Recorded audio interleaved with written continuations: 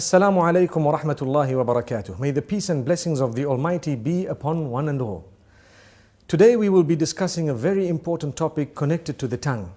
The tongue, as you know, is a gift of the Almighty. It is very small in size, but it can create so much havoc and it can cause so much damage that more than any other organ of the body. So it's important for us to know that the Almighty has created this tongue. You know, some scholars say so beautifully, He has put 32 guards that are so sharp around that tongue so that we think 32 times before we actually utter. And it's amazing how the tongue is so small, it moves 1,001 times in a minute up and down, and yet it does not get cut by these sharp knives around.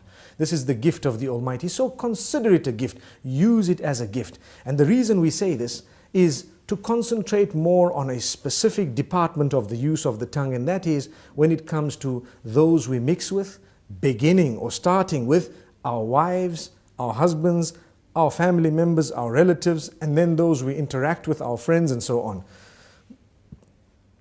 What we should know is that the tongue has several different uses. One of them is to taste food, one of them is to speak, and there are so many other uses of the tongue that are there. Some we may know, some we may not know. It's amazing. However, remember, your respect as an individual is very closely connected to how you use the tongue. This is why the Messenger Muhammad, peace be upon him, says, every morning all the organs of the body call out to the tongue and say, fear the Almighty regarding all of us. It is through you that we are known, so be careful what you say. Amazing. Which means I have hands, I have legs, I have a brain, I have eyes, my whole body, my entire image, my identification. I am known as a good or a bad person based primarily on how I use my tongue. Have we ever thought of that? So if I use it correctly, I will be known as an upright individual. If I lie and swear, use vulgar language, scream and shout, they will know me as a bad person. But my legs have not committed a sin, my hands have not committed a sin, my hair and all the other parts of my body have committed no sin. The sin is committed by the tongue.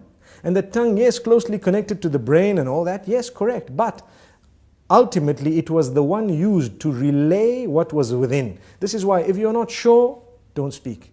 Speak when you're sure. Think about it, think twice. I'm sure we've all heard the saying, you've been given one mouth and two ears to speak half that of what you hear. So you hear more and you speak less. Sadly, a lot of us love to speak. And we just want to say anything and everything, no matter how it sounds. Not realizing, did you know, it is an act of worship to think before you speak. You're actually rewarded, an act of worship. The Almighty becomes pleased with us when we think before we speak. And not just think, but think of how many different ways there are for me to portray or to say what I have in my heart, to convey that message. If I've got 5 different ways of wording it, I need to select the best, most effective, most beautiful manner, and then I will speak. And if I speak using that best and most effective manner, I will automatically be able to please my Maker, and I will definitely cause or create lots of harmony and peace in my surroundings. So very importantly, let's use the tongue correctly. Number 1. Number 2 is not only the selection of words, the tone as well. Very closely connected to that. Some people scream and yell, they shout. Shouting will reduce your respect. The more you yell, the less people respect you.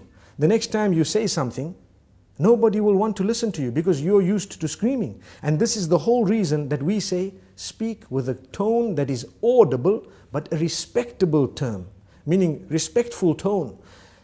You will find, and I'm sure we've all seen this, when someone has a habit of speaking with a calm tone and always relaxed, you will notice immediately that the minute they open their mouths, everyone is silent and listening. Whereas when you have another who's always yelling and screaming, everybody's yelling and screaming with them. No one knows whether they are serious or not serious. And imagine if you hear a person yell or scream who has never ever done that in his or her life. Automatically you would know that this is something very important because this person does not use this type of language or does not scream. Amazing.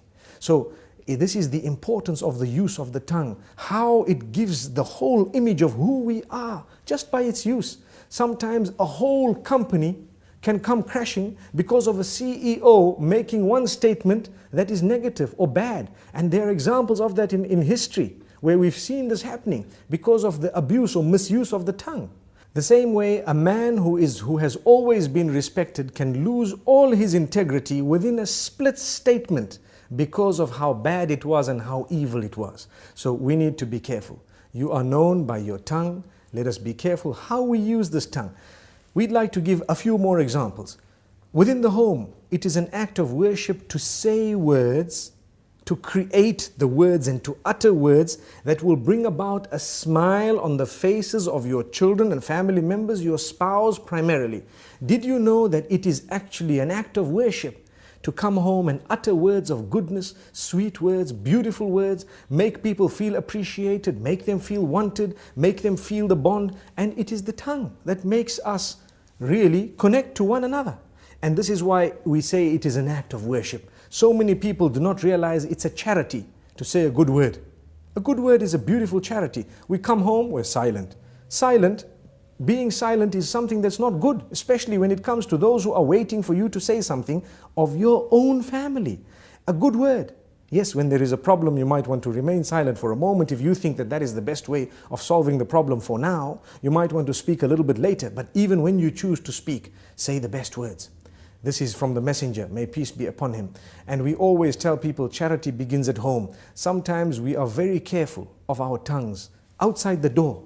Whereas when it comes to in the home, those who work for us, those who live with us, those who are the closest to us in terms of family and so on, they are so worried of us opening our mouths because every other word is a swear word.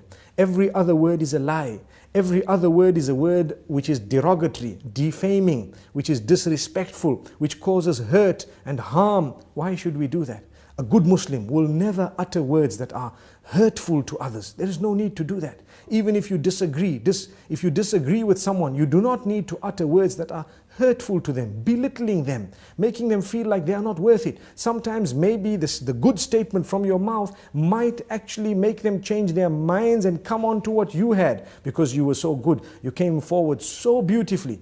This is the religion. This is what we have been taught. Now let's ask ourselves, do we as Muslims really follow these teachings? We call ourselves Muslims.